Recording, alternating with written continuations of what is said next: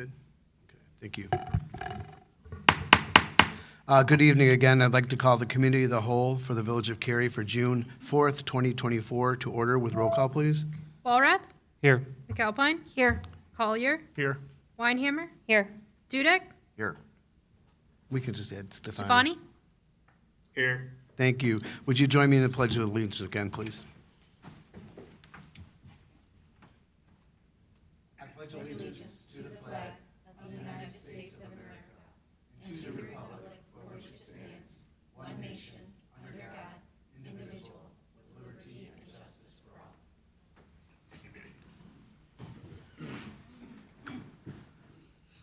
Thank you. We'll now move to the public comments, where the public is invited to make an issue-oriented comment on any matter of public concern not otherwise on the agenda.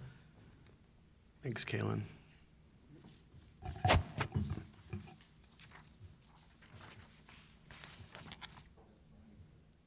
Thank you.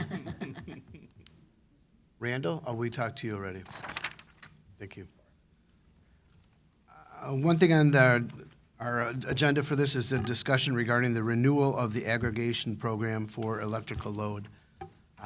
Who's handling this one? Me. Oh, this is going to be good. As you may remember, we renewed our aggregation program last year. It impacted just a select amount of the residents in Cary. Their electric supplier was switched to MC Squared. You may have remembered there were the different letters that went out that you could opt in, opt out. That's the program we're discussing again tonight. It currently would be up for renewal beginning in October. So our current aggregation program is we receive, so it's a price match is what it is. The program is a price match, so it matches the ComEd rate. There's no change to what the residents are paying. And then with that, we receive 5% in renewable energy through what is called the RECs. So that's our current program. NYMEC, who Adam Hoover from NYMEC is here today to assist with any questions you may have, has let us know there's an available renewal. And if we so choose to renew, we could opt in again to receive the renewable energy at that 5% or receive a civic payment of $12,000. So we would be able to renew for 1 year of the aggregation program again. A civic payment, again, is at no cost to the residents, but it is something we previously talked about maybe like in 2021, you might remember. It's something that we could decide, if the board so chose, you could put it towards a specific program, you could put it towards the general fund. That's completely up to the board and how they'd like to pursue that. Or we could go with the renewable energy, which is what the current program has. Just a highlight of NYMEC, or just a reminder, they've worked with us since 2004. They work with over 100 municipalities. They handle our bids related to our water pumping facilities and our street lights. Here's just a few of the communities they work with related specifically to the municipal aggregation program. Quite a few, 45. So just, and again, just a reminder, they still receive the same bill. It's just that it shows that the supplier is different. It's still delivered through ComEd. The grid, right, ComEd's grid remains the same. There's no difference there. It's, again, just the supplier that changes, and it's still at that same rate. That is the overview of the program itself. Are there any questions about the municipal aggregation program, or any questions about how it's gone, I guess, as well? I have a question. Are people going to have to opt in or opt out again to this, or is this something that they're going to be able to just stay with how they are? So how the renewal would work this year, because the program's already in place, is that anyone that had already opted in would receive a letter again, providing them the opportunity to opt out. And then, and Adam may be able to speak on how many residents, but potentially residents that could be incorporated into the program would receive letters. However, those that chose to opt out would not receive another letter at all. Yeah, one of the things that I've talked to Eric about this, we need to make it a little bit more streamlined and easier for people to understand. Yeah, there is confusion A lot last of, time. and hopefully Adam's going to shed some light on that for That's us. the downside of the program. I just want to be clear. Right now, you guys are EPA Green Community. You're creating over 2 million kilowatt hours of renewable energy, which is a pretty substantial amount. And it costs no one, it doesn't cost anyone a thing. Downside is the communication. My only thing that I would just encourage you all is you guys have gone through the hard part of restarting your program. That is the biggest burden. You are now through that where people are understanding, hey, I am not being charged more, or I'm not, unfortunately, not saving. And to be clear, we tried again to see if we could find savings. We can't beat the ComEd rate. So that is our number one priority always. Can we beat the ComEd rate? We can't. I can dive into detail with that as well. So yes, residents can opt in and opt out at any time, but if with the renewal, which is much easier, those residents that are already a part of the program, those are a majority of the residents that will receive the letter. MC Squared might add a couple residents who have moved, but once again, by adding them, they have the ability to opt in or to opt out. I don't see a benefit in opting in or opting out because it doesn't save you anything. You're still billed by ComEd, but residents have the ability at any point of the program to opt in or opt out at any point. But just for clarification, if someone opted out, you're saying that, do they have the ability to opt in if they opted out last year? How would Of they know course. about it? Is it just through us communication, or how would So- residents We could know? provide the communication related Yes. to that. So letters would be sent out again. Let's say you guys did a renewal. Let's just say for this conversation. If you did a renewal, those that opted out, I think we have the understanding they probably wouldn't want to be part of the very similar program. So they would receive a letter that says, actually on a renewal, they wouldn't even receive a letter. They can still opt into the program if they choose to. At any point, you can go to the website, you can call me, however, you can opt in. But this program with renewal is really targeting those that have already. And I understand, but as I think Trustee Collier mentioned, when it was something new, people didn't really understand it. Yep. So as people understand it more, you might have more people that would opt in. Sure. Once they understand it. But again, you've got to get the communication piece out there so that they know that they have those options available. Correct, and the letters that go out, just to be clear, they are paid for by MC Squared, and they're approved by staff, so it's not, but the downside is that it's the based on law, you can't just come out and say some things that we want to say to make it easier. We understand the concerns, we understand that. I just want to also reiterate, Courtney and her staff have been great, but we will also NIMEC will handle any calls or concerns. But a lot of time residents come in and they want to talk to staff, they don't want to say, call this other person. So we understand that. But yes, the concern is the communication, but I really want to encourage, we've been through the hard part, so. Right. So, No, I understand. And letting residents know that they're able to opt in, we could absolutely put that out, Yep. Cary News Weekly on the website, Yep. and all of that. I just think that that's an important thing to Good. make sure that they know, because you can't solicit them if they've already opted out. Correct. So that's why you've got to make sure that they have another avenue to But opt in if just they to be- choose. just to be clear, there's no benefit, I really appreciate this program, I like this program, but I wouldn't even encourage a resident to opt in because they're not saving any money on that program. And MC Squared is committed to how much renewable energy so it's by opting in, you're not even creating more renewable energy, so just a reminder. We have some work to do to get it clarified. to get to the- Absolutely, Yep. we can do that. I do have So- one, sorry, go ahead, Courtney. No, go ahead.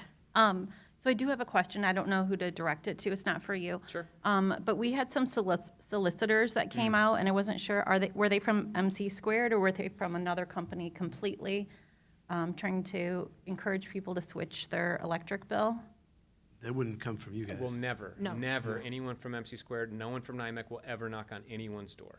Maybe all we done should through put us. something like that on the village website too, because there seems to be a lot of people that are complaining online about solicitors. I think that's more solar energy. People are coming around with more solar energy. No, it's been requests. electric too. And electric. She's Really? right, 100% right. We can again, yeah, we'll provide I think it's currently on the municipal aggregation page that's on our website. It Yeah. does state we will not It have says it on anyone the bottom of the visiting. letters too that went out, but. Yes, but we can put something out in Cary News Weekly this week, letting people know that is not related to our program. And I think what happened last time where some of the confusion came in, it was when ComEd increased their rates, just happened to be when this program went in.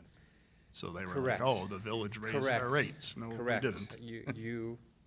Yes, And and then- we're doing a lot of renewals right now because the ComEd rate for this upcoming year just got released. Right. Which is why we started now to see if we can beat it.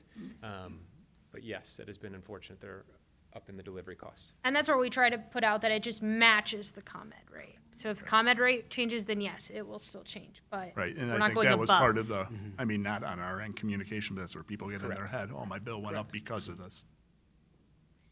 And then, this is not on topic with you, it just goes back to the solicitors. Are we able to put like a question, like piece on our village website that says, like, we all know since we voted in the solicitor, information and how people are vetted and that they're gonna have a lanyard with their picture ID where they had a background check done that says Village of Cary? Because I do ask solicitors if they come to my house and they knock on the door, even though we have a no soliciting sign, can I see your village, soliciting license? And they show me something and it's like from the health department or something. And so I just feel like maybe if people were educated, like if they had a solicitor complaint, they could see like, hey, this is what we should be looking for, or this is what they need to have to be able to come through the neighborhood. And if not, then we can go ahead and call and make a complaint. Yep, But- we can prepare an article and Yeah. put something out. Okay, thank you.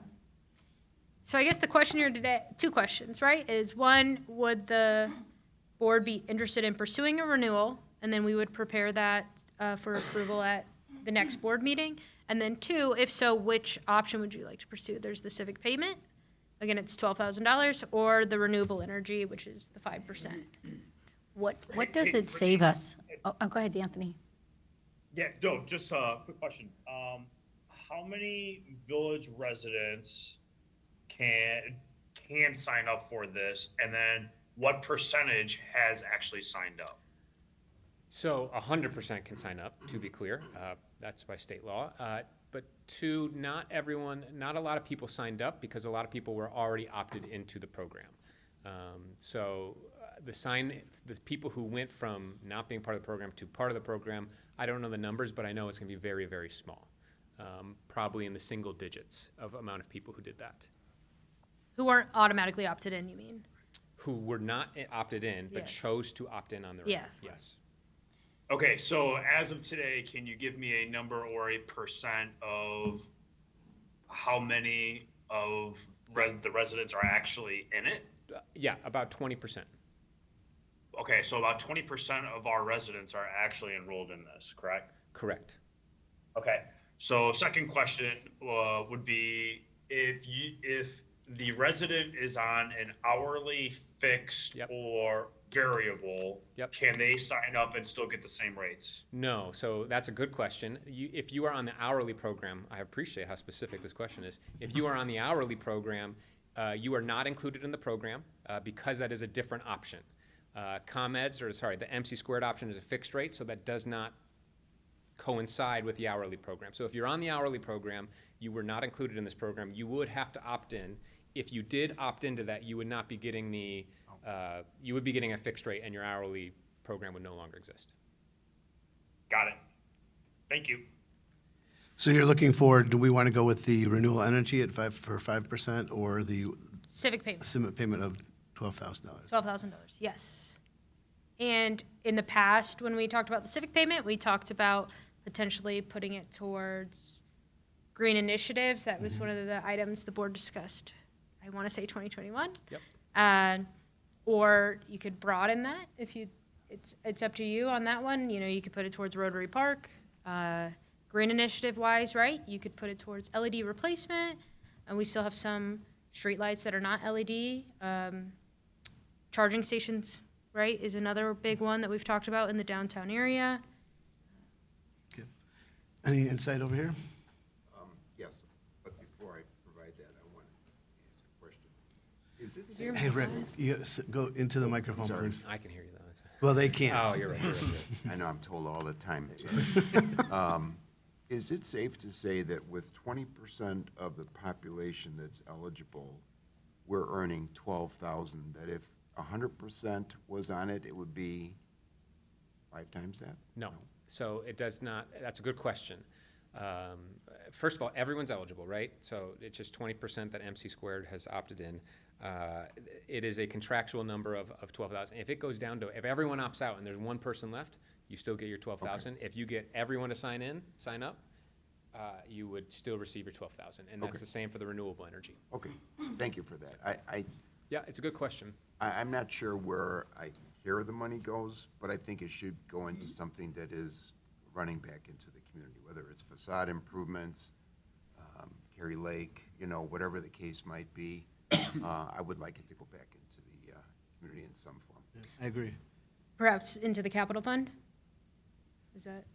Or maybe something a little bit more specific are you looking for? Like Do we have- Rotary Park, Curry Lake? Do we have to We make have- that decision now? No. Wow. No, you can, Then whenever then- you'd like and to we make the could change decision. How about it you give at us any some time. options Yeah. next time then? Yeah. What we could go or where we need the, Yeah. Well, I know we have shortfalls everywhere, but yeah. That could be a budget process discussion point, once we know what part of the program we're in and that you would like us to pursue. can we just, so the renewable 5%, can you just explain what it is exactly? Yeah, so they create, we can't say that the 2 million kilowatt hours are directed to your homes because once green energy is created, it goes onto the PJM grid, and so it can go to one of the 9 states that it's part of. But in short, because of this program, there's been over 2 million kilowatt hours. That's about, man, I should have written this down, but I would estimate around 600 or 700 cars removed from the roads and about 150 homes, and that's kind of what the amount is. You get an EPA green community sign, a little highway sign, and there's no there's no, cash contributions on with being renewable EPA green, but there is a significant renewable impact. Thank you. Okay. Where is everybody? Mr. Walrath, any insight? I'm content with it as is, but if the board wants to discuss the $12,000 and the impact they think that can make versus what he just described, I'd be willing to discuss it. Same. I'm exactly the same. So we'll move forward with the $12,000 and decide what we're gonna do with it later. Works for me. Good? I will throw one wrinkle into this. Oh, come on, Adam. I know, I've been waiting to say, you can also do a 1, 2, or 3-year deal. We cannot. Huh? We actually cannot, as a non-home rule Non-home rule municipality, we can only go as far as our mayor's term, and it's up next year. Great. I knew that, just testing you guys. No. I thought we could only sign a contract for a year because we are a non-home rule community. I'm sticking with that. All right, any other questions for Adam? No. Thank you. for the Courtney, I think information. you have your direction. Thank you. Okay, I will entertain a motion to adjourn into executive session to discuss litigation pending or imminent. Hold on, 5 Illinois CS 120/2C11. Go Dale. So moved. So moved. Second. All in favor? Aye. Any opposed? We will adjourn into the executive boardroom.